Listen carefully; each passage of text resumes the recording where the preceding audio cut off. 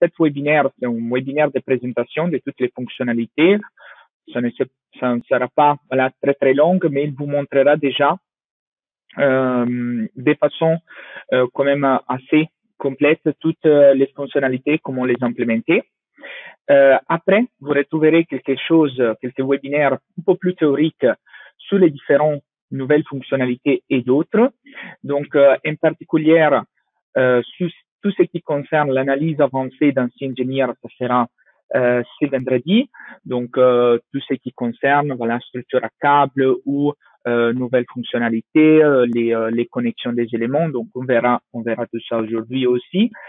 L'analyse des bâtiments en béton, donc ça c'est à part, mais c'est un webinaire dédié à comment lire effectivement les efforts internes sur tout ce qui sont les éléments 2D ou mixtes, éléments 1D, 2D.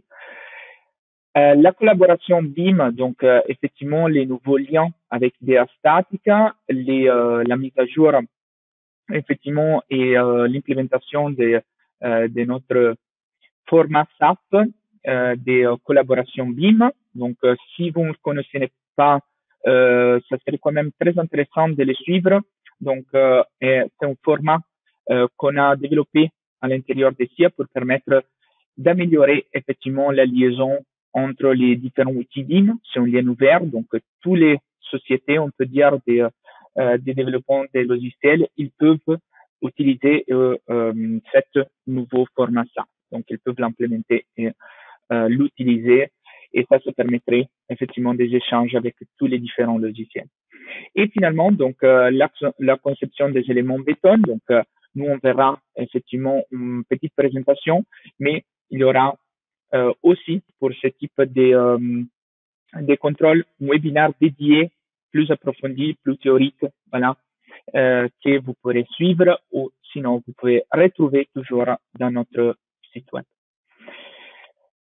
Voilà, donc brièvement, c'est qu'il sera effectivement les nouvelles fonctionnalités dans la version 21.1, donc en particulier les changements dans la nouvelle interface. Donc on a démarré l'utilisation de la nouvelle interface, on a cet nouveau outil, on peut dire, à lequel on doit s'habituer un peu, mais qu'il est aussi en phase toujours d'amélioration. Donc, c'est une base de partance pour aller effectivement plus et plus loin. Vous verrez l'amélioration de tout ce qui est analyse des résultats, surtout la partie câble et les efforts sur les assemblages, sur les liaisons entre les éléments 1D. La conception des éléments mixtes, et en particulier les poteaux mixtes, qu'on a redéveloppé et amélioré. Les contrôles béton sur les éléments d'intégration. Donc, pour qui ne connaissait pas, on va voir aussi les éléments d'intégration et l'interopérabilité. Donc, comme je disais, en particulier la liaison avec IDEA Statica. Avant, les liens, c'était surtout pour les liaisons des nœuds. Maintenant, on a la possibilité de les lier aussi avec IDEA Member, que c'est les nouveaux outils. C'était une version bêta, mais maintenant, dans IDEA Statica, c'est vraiment, on peut dire, il fait vraiment partie, effectivement, du paquet IDEA Statica Connection. Les premières améliorations, c'est au niveau de l'interface utilisateur avec les menus de marquage. Donc, vous pouvez les voir ici à l'écran. Et pour l'activer, ça suffit de cliquer Alt, clic droit. Donc, ça vous permet une modélisation productive avec la possibilité aussi d'ignorer les dialogues de saisie. Ça, on va le voir tout de suite. Et il y a effectivement déjà défini un certain set d'icônes, mais vous avez toujours la possibilité de les modifier et de les rendre effectivement personnalisés.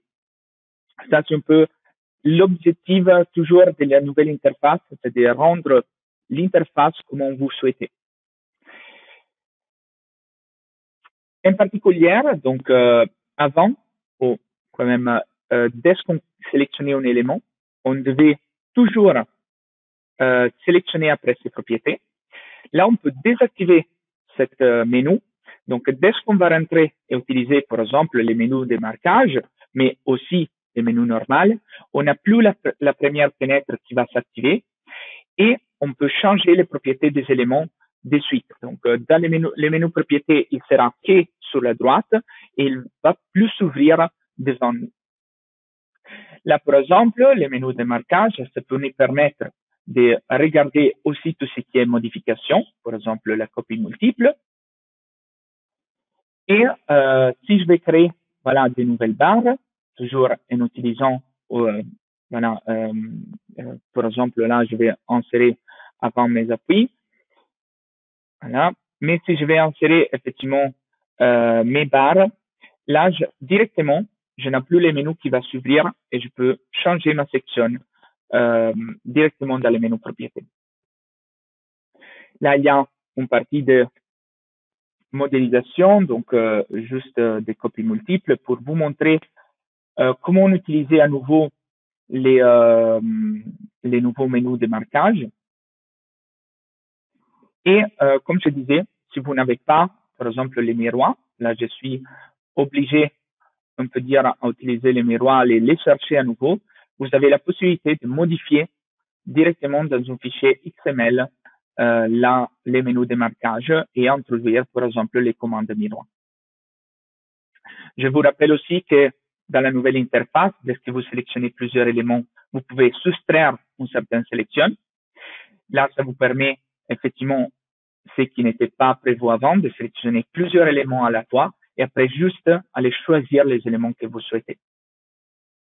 Les menus de marquage, ça peut être utilisé pour la côté modélisation, comme on a vu, donc éléments 1D, panneaux, etc., mais aussi pour les charges.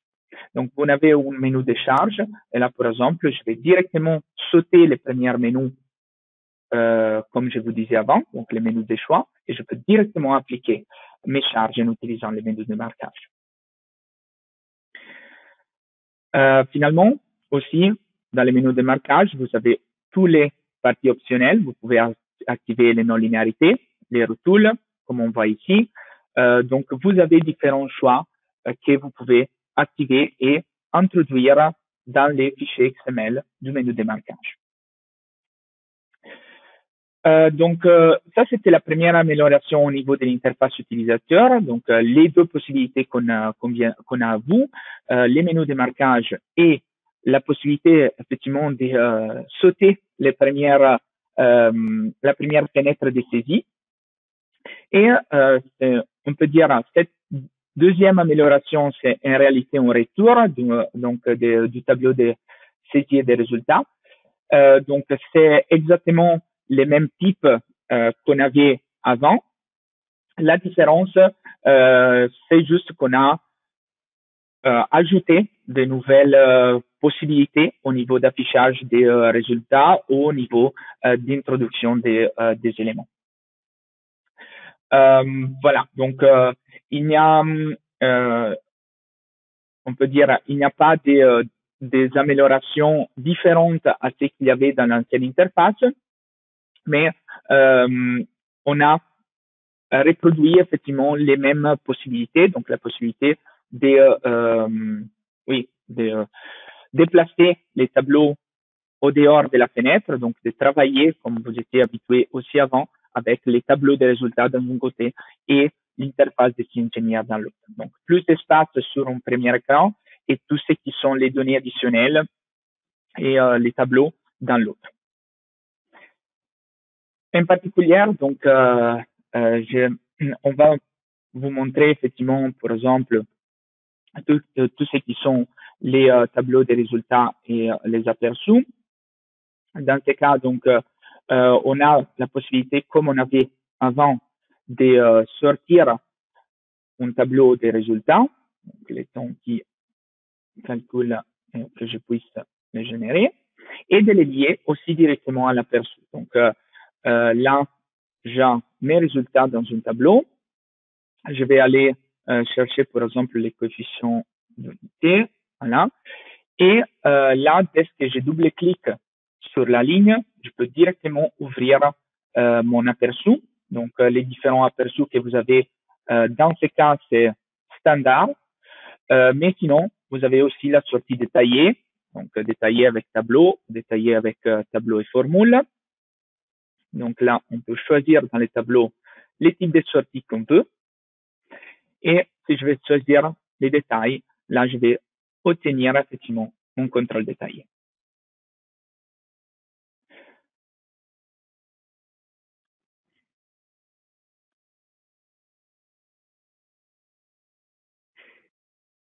On a la possibilité dans les tableaux aussi. Donc, je vais vous montrer un peu comment l'utiliser. J'utilise les menus de marquage, par exemple, pour sélectionner désélectionner des éléments. Mais aussi, on rentre un peu plus en détail dans tout ce qui est les tableaux de saisie. Donc, les tableaux de résultats, on vient de les voir. Pour ce qui concerne les tableaux de saisie, donc on a les menus qu'on avait avant, structure, avec tous les éléments de la définition de la structure, charge et bibliothèque. Pour ce qui concerne tous les éléments additionnels, on a la possibilité d'ajouter voilà, des nouveaux éléments et on a plus de choix. Pour ce qui concerne les tableaux, on a les mêmes fonctionnalités qu'avant. Donc, on a la possibilité de filtrer seulement les éléments sélectionnés pour avoir une modification plus rapide de mon modèle. Et de la même façon, on a la possibilité après de choisir et d'utiliser plusieurs colonnes et sinon aussi après de les copier, exporter vers Excel. Donc là, je peux toujours utiliser ma copie-coller, on peut dire, du tableau ici vers Excel. À propos de ça, ça peut être très intéressant toujours pour l'input. Donc ça, c'était prévu, on peut dire aussi dans l'ancienne interface, mais ça retourne effectivement encore plus développée et complète. Et là, on peut voir qu'on a la possibilité d'introduire des nœuds dans la structure, d'utiliser les liens de ces nœuds pour après créer des éléments. Donc là, je peux créer après mes éléments. Et toujours, si on va utiliser la colonne en bleu, que c'est l'unique qu'on a la possibilité de modifier, on a la possibilité d'insérer après éléments, surface, etc. Une modification très très rapide, ça peut être faite après, une fois qu'on a notre tableau de saisie, on a déjà tous les nœuds avec les coordonnées. Si le numéro de nœuds ne change pas, on a la possibilité d'intervenir directement sur les coordonnées des éléments mêmes.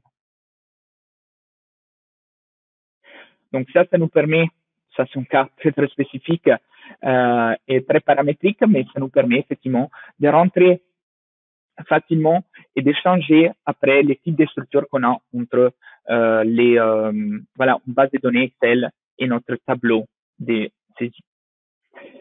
Pour ce qui concerne l'analyse des résultats, il y a les visionneuses de données 2D. Ça, c'était aussi partie de l'ancien développement, mais ça a été redéveloppé et la visualisation elle est aussi a été aussi améliorée. Donc, on va les voir tout de suite. Maintenant, on a dans les menus résultats la possibilité de choisir l'épaisseur des dalles. Là, je vais choisir pour tous les éléments et je vais vous montrer donc la légende. Ça, c'est un peu la même, on peut dire, qu'on retrouvait avant. Mais ce qui change, c'est en particulier pour ce qui concerne après les rapports.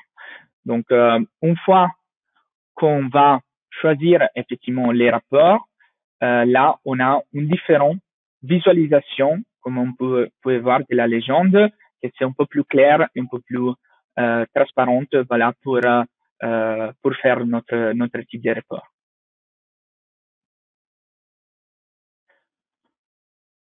Toujours connecté à la côté analyse des résultats, c'est l'effort d'assemblage. Ça aussi a été redéveloppé.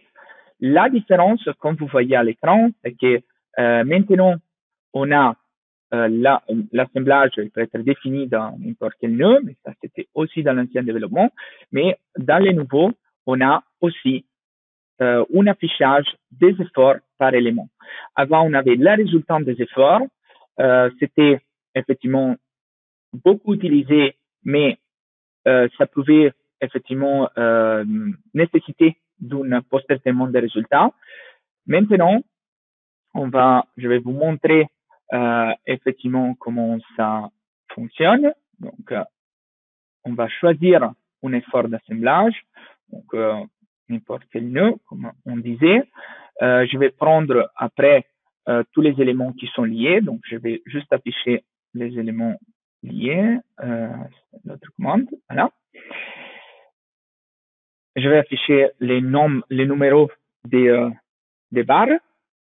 Et là, donc directement, si je demande, j'aurai résultat 0, mais j'aurai les efforts pour chaque barre. Ou sinon, je peux demander, par exemple, la résultante des efforts sur la, donc dans ce cas, à part la barre 1212, donc ça signifie qu'ils seront les efforts de la barre 1212. Et là, donc, je peux effectivement régénérer ce type d'effort. Et dans l'aperçu, je vais obtenir deux types de résultats.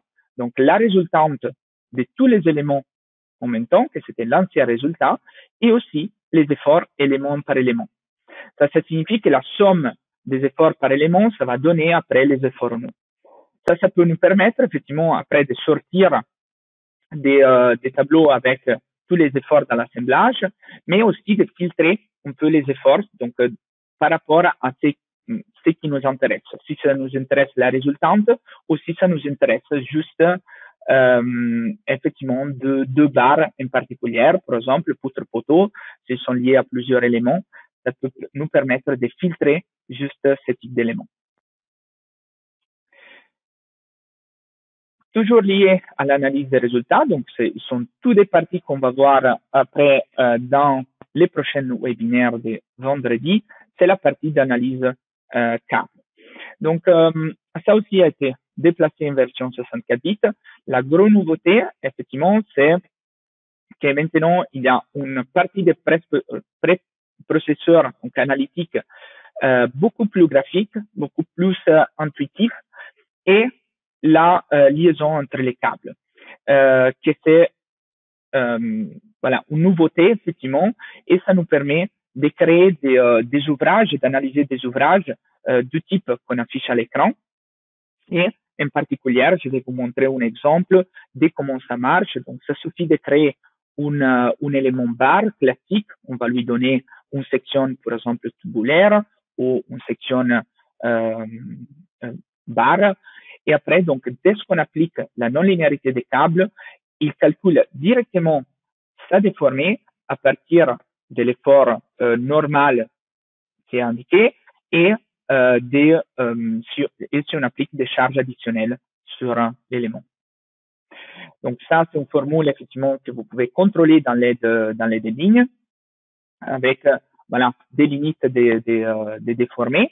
Et là, directement, ça peut nous permettre de lier des éléments ou des éléments câbles à les câbles qu'on vient de créer par rapport à sa déformée. Donc, dans ce cas, je dois juste arriver, on peut dire, au-delà de mon câble principal pour permettre effectivement après de les couper, sinon je devrais l'allonger.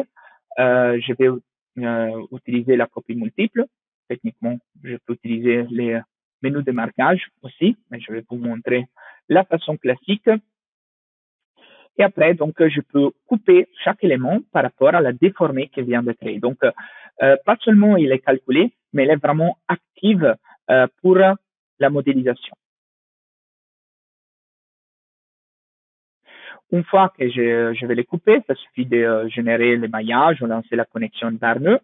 Et là, vous voyez que les éléments ils sont connectés. Donc, chaque modification après va modifier effectivement la structure directement. Là, ça peut être utilisé, comme je disais, pour des éléments normaux, ou sinon, je peux les modifier en câble et assigner un effort normal, voilà, un effort de plus stress, on peut dire. Et là, donc, une fois que c'est calculé cette déformée et que je peux effectivement appliquer tous les éléments câbles et les lier à ma structure principale, je peux lancer mon analyse non linéaire, bien sûr, avec de grands déplacements. Donc, l'implémentation des câbles serait la même. Il y a la possibilité d'une analyse linéaire, mais voilà, c'est pas vraiment correct. Et là, donc, on peut voir les résultats de l'analyse sur les câbles. Donc ça, c'est un gros développement très intéressant, effectivement, pour tout ce qui concerne les ouvrages d'art, mais aussi les structures, effectivement, comme ça peut être aussi des silos, comme ça peut être mais aussi des bâtiments acier industriels un peu plus classiques. Donc, c'est vraiment un gros développement fait et la simplicité d'utilisation et la côté graphique, c'est vraiment surprenant. C'est-à-dire. Là, pour ce qui concerne la conception en béton armé, donc on change complètement de sujet. On termine, on peut dire, avec la côté résultat. Cette partie, ça concerne la côté béton armé, mais c'est lié quand même à les menus résultats car c'est sur les éléments d'intégration. Donc maintenant, on a la possibilité effectivement de calculer ou d'utiliser les éléments d'intégration comme si étions effectivement des éléments ou des poutres béton, poutres béton. Et donc ça nous permet de couvrir effectivement beaucoup des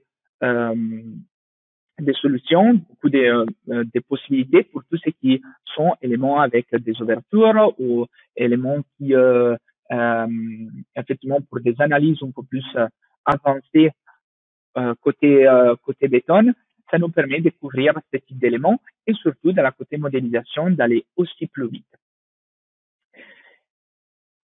En plus, on a une amélioration liée à la côté béton armé.